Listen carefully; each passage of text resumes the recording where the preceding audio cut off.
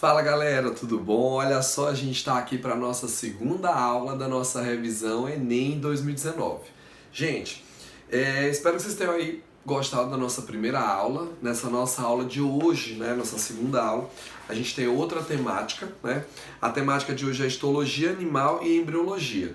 Lembrando que a parte de histologia animal cai muito a parte de sangue, né? Já caiu coagulação sanguínea, a parte de hemácia, de glóbulo branco, cai uma outra coisinha ali relacionada ao tecido. E em embriologia o ponto mais forte é a parte de diferenciação celular, células tronco e a parte dos anexos embrionários relacionando com a evolução dos vertebrados.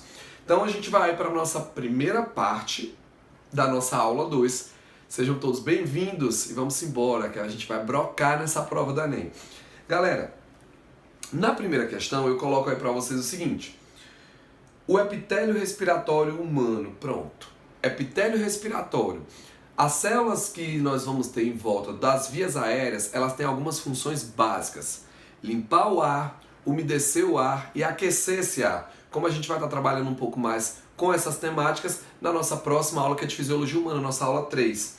O epitélio respiratório humano é composto por células ciliadas e pelas células caliciformes produtoras de muco. O papel do muco é umedecer o ar e reter as impurezas, tá, gente?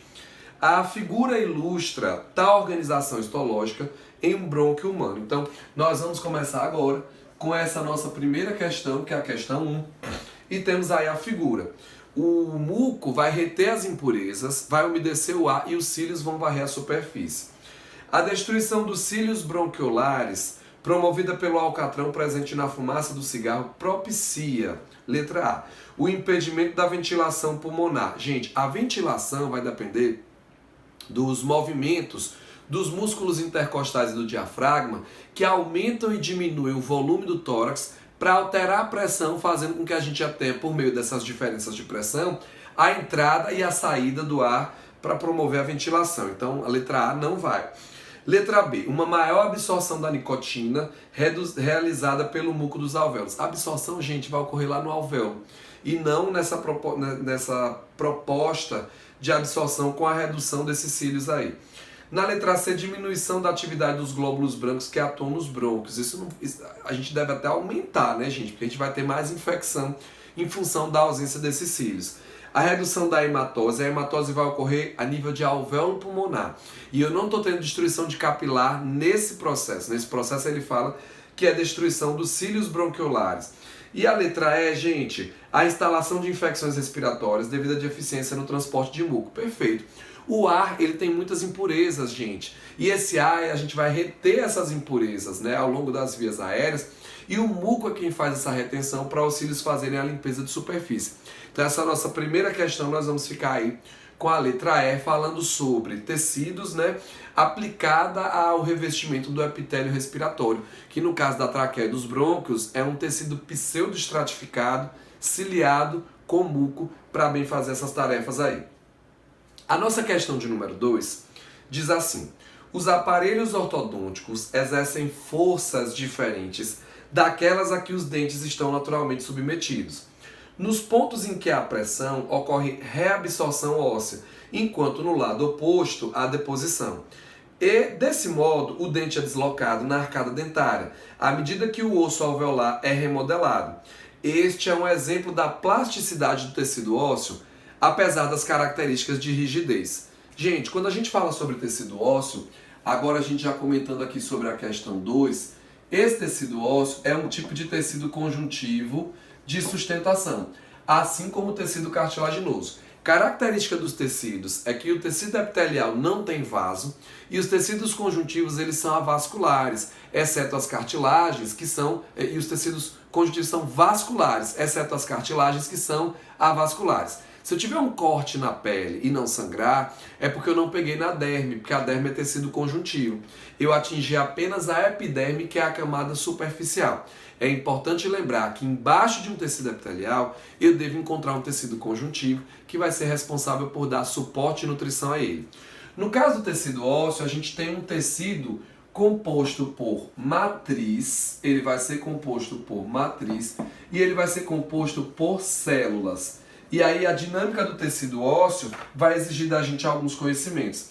Nessa matriz, nós vamos encontrar 50% dela orgânica, né? A parte orgânica da matriz fica por conta do colágeno, as fibras colágenas que nós vamos encontrar aqui, e 50% é a parte inorgânica que fica por conta, gente, do fosfato de cálcio. O fosfato de cálcio é o componente inorgânico que eu tenho aqui. Mas alguém precisa produzir esse colágeno, que é proteína, e alguém precisa incorporar os íons para poder promover essa parte inorgânica. Nós vamos encontrar aqui no tecido ósseo algumas células. Existem os osteoblastos. Gente, em tecido conjuntivo, ó, o osteoblasto, quando reduz a atividade, passa a ser chamado de osteócito. Então, o que eu quero que vocês entendam aqui? Esses osteoblastos aqui são células importantíssimas porque, por ação de um hormônio chamado calcitonina ou calcitocina, esse daqui é o tipo celular que constrói a matriz, que vai fazer a produção de fosfato de cálcio e de fibras colágenas. Vale a pena destacar que os osteoblastos produzem fibras colágenas por ação da vitamina C. É a vitamina C que induz isso aqui. E existe uma outra célula chamada osteoclasto. Gente, essa célula aqui, ó, quando era osteoblasto, depois que reduz a atividade, vira osteócito. E esses osteoclastos aqui são uma outra variedade desse tecido que deriva da fusão de macrófagos. Gente, como ele deriva da fusão de macrófagos, ele vai gerar uma célula multinucleada chamada osteoclasto. Para provas em geral, basta apenas a gente lembrar que esse osteoclasto é a célula que reabsorve a matriz. Mas em algumas situações a gente pode lembrar que ele faz essa reabsorção liberando ácido clorídrico para desmineralizar aquela parte da matriz e liberando, gente, enzimas que vão fazer a digestão do colágeno. Então, quando a gente vai trabalhar com tecido ósseo, os osteoblastos constroem a matriz e os osteoclastos fazem a reabsorção, tá? Gente, na questão, no comando da questão, ele diz assim: o processo de reabsorção acima descrito ocorre através da atividade, não é do fibroblasto. Os fibroblastos são células que produzem fibras no tecido conjuntivo. Condroblasto produz fibra para a matriz no tecido cartilaginoso. Osteoblasto produz matriz, incorpora íons, né, no tecido ósseo. Osteócito é ele reduzido de atividade. A gente fica com a letra E, que são os osteoclastos. Aproveitando, gente, vamos citar outras células do tecido conjuntivo. A gente encontra, por exemplo, né, os macrófagos fazendo defesa fagocitária, os mastócitos liberando histamina e heparina, a histamina que é vasodilatadora e a heparina que é anticoagulante. Temos ainda, gente, os plasmócitos, que derivam dos linfócitos B e produzem anticorpos, e os adipócitos que armazenam gordura, tá? A gente pode ter adipócitos multiloculares, ou amarelos, ou pardo, né? Multilocular ou pardo, que é aquele que tem várias gotículas de gordura no seu citoplasma. Esse é aquele que queima a gordura para liberar calor. E temos o unilocular ou amarelo, que é aquele, gente, que tem uma única gotícula grande de gordura no citoplasma, cuja gordura é queimada para gerar energia para trabalho, tá? Para a gente realizar trabalho, para a gente realizar atividades. Então agora nós vamos, gente, para a nossa próxima questão. Nós vamos aí para a nossa próxima questão, que é justamente onde nós temos aqui a questão 3 para vocês aí da nossa lista, da nossa aula 2, tá? Vamos com tudo para cima desse Enem, gente. Olha só, a questão 3 diz assim: a taxa de multiplicação celular está diretamente relacionada com a propensão ao surgimento de problemas no controle da replicação. Na aula passada nós falamos sobre isso. Quando as células perdem o controle do ciclo celular, nós estamos diante de um câncer. O câncer ou neoplasia é um tumor maligno. É um conjunto de células que não conseguem controlar suas divisões, se proliferam de forma excessiva e que tem algumas características, né, gente? Como indiferenciadas, alto poder proliferativo, pouca adesão umas com as outras, o que facilita as metástases, que é quando elas se espalham. E, gente, o câncer é uma doença da divisão celular, da mitose. Então, tecidos que têm mais mitose, mais poder proliferativo, são tecidos que vão apresentar uma chance maior de ter câncer. Então, ó, dessa forma, o tecido com maior chance de ocorrência dessa doença, Gente, é o tecido epitelial, que é o tecido que vai ter maior quantidade de renovações, maior quantidade de divisão celular. Então, nessa questão 3, a gente vai ficar com a letra B de bola, que é o tecido epitelial, que é um tecido com alta taxa de mitose, tá? Galera, queria que vocês prestassem muita atenção, que nessa questão agora, que é a questão 4, nós vamos trabalhar com coagulação sanguínea. Eu coloquei uma questão só para que eu tivesse a chance de fazer uma revisão com vocês do processo de coagulação. Processo esse que já foi cobrado mais de uma vez na prova do Enem e que exige realmente que a gente domine passo a passo a cascata básica, né, a redução da cascata de coagulação sanguínea que a gente usa nas nossas turmas de ensino médio e nas provas de vestibular. O que eu preciso entender? Eu acabei de ter uma lesão no vaso, e eu estou perdendo sangue. E eu preciso controlar essa lesão, e essa lesão ela vai ser controlada através de uma coagulação sanguínea. O que você precisa entender é que na coagulação sanguínea eu vou pegar uma proteína que é solúvel e que já existe no sangue, e eu quero convertê-la em uma proteína insolúvel, que junto com as plaquetas ou trombócitos vão segurar e vão reter esse sangramento. Então, gente, o meu grande objetivo aqui é gerar uma grande rede de fibrina, que é uma proteína insolúvel, que vai atuar nesse processo de coagulação. Então, gente, lembra pelo menos que na coagulação sanguínea eu tenho que gerar fibrina. Muitas questões fazem trocadilhos errados. Quem se transforma em quem? O que acontece aqui? Ao final da coagulação, o fibrinogênio, que é uma proteína solúvel, ele tem que ser transformado em fibrina, que é uma proteína insolúvel.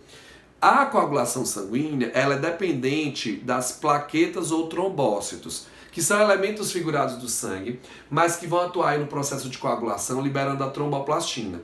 Lembre-se que na dengue a gente tem uma baixa no número de plaquetas ou trombócitos, o que contribui para a questão das hemorragias. Gente, o que vai acontecer aqui?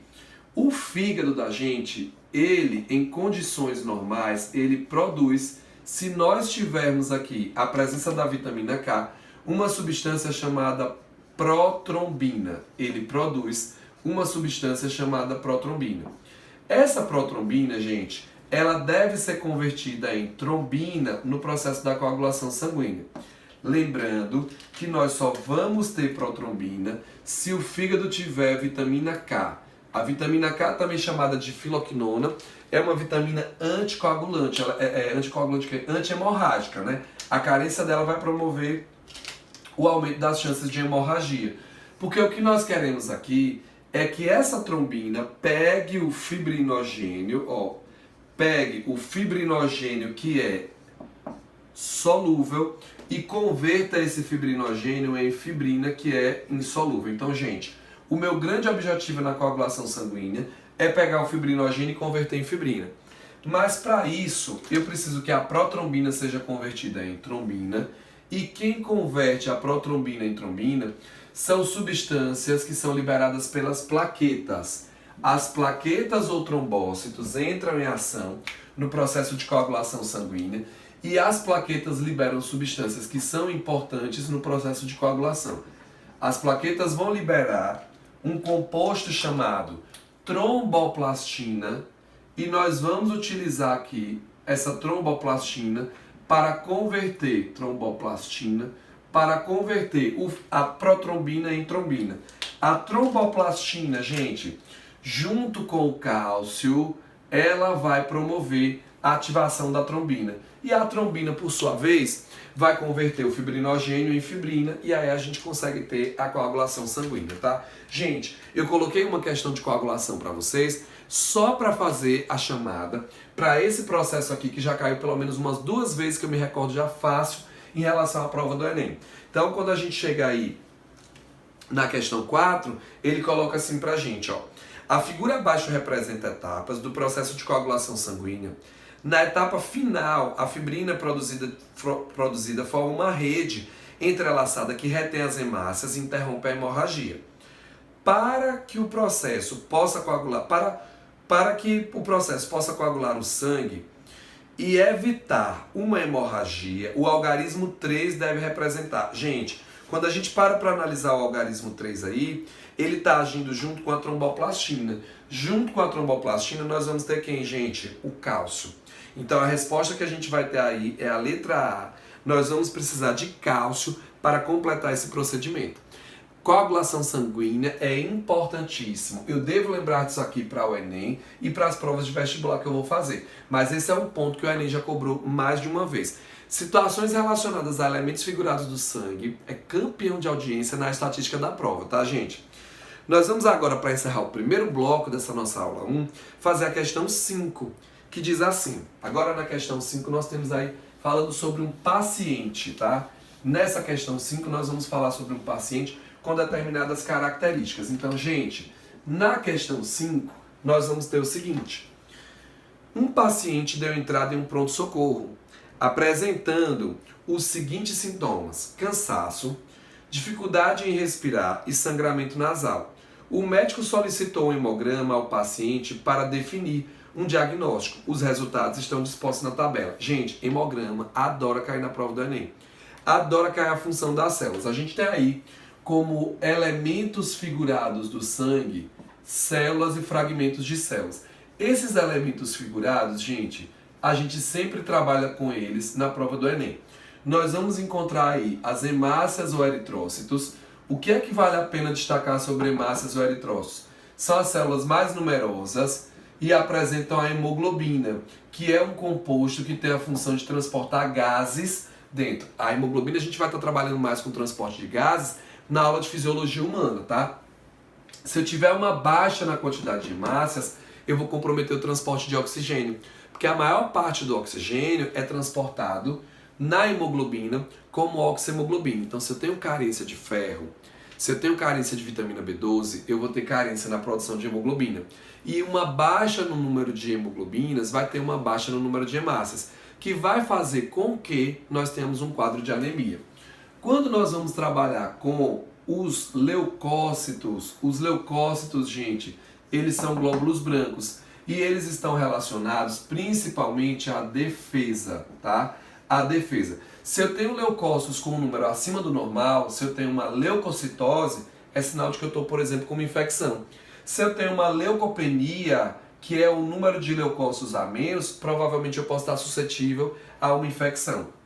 E nós vamos encontrar, que já citamos na questão anterior, as plaquetas ou trombócitos, que não são células, são fragmentos de células que atuam no processo de coagulação sanguínea. Gente, pelo hemograma do paciente, eu tenho aí um número um pouquinho abaixo nos glóbulos vermelhos, né? Eu tenho um número normal dentro dos glóbulos brancos e eu tenho um número abaixo do esperado, né, normal, para o número de plaquetas. Então ele diz assim: relacionando os sintomas apresentados pelo paciente com os resultados de seu hemograma, constata-se que, letra A, o sangramento nasal é devido à baixa quantidade de plaquetas que são responsáveis pela coagulação sanguínea. Perfeito, gente. As plaquetas é quem são responsáveis pela coagulação e a baixa no número delas poderia sim comprometer aí, levando ao sangramento. Na letra B de bola diz assim: o cansaço ocorreu em função dos glóbulos brancos. Não, gente, o cansaço não teria relação com o glóbulo branco, uma vez que glóbulo branco faz o quê? Defesa. Vale a pena lembrar que existe um fenômeno onde os glóbulos brancos saem dos vasos e vão realizar a defesa no local. Isso se chama diapedese. A diapedese, ela é a saída dos glóbulos brancos para o local de defesa, tá, gente? Olha o que nós vamos ter aqui. A dificuldade respiratória decorreu pela baixa quantidade de glóbulos vermelhos, que são responsáveis pela defesa imunológica. Defesa é leucócito, eritrócito ou glóbulo vermelho é transporte de gases. A letra D diz que o sangramento nasal é decorrente da baixa quantidade de glóbulos brancos. Não. E a letra E diz que a dificuldade respiratória ocorreu pela quantidade de plaquetas. Também não. Então, gente, essa questão 5 nós ficamos aí com a letra A. Essa é a nossa primeira parte da aula 2.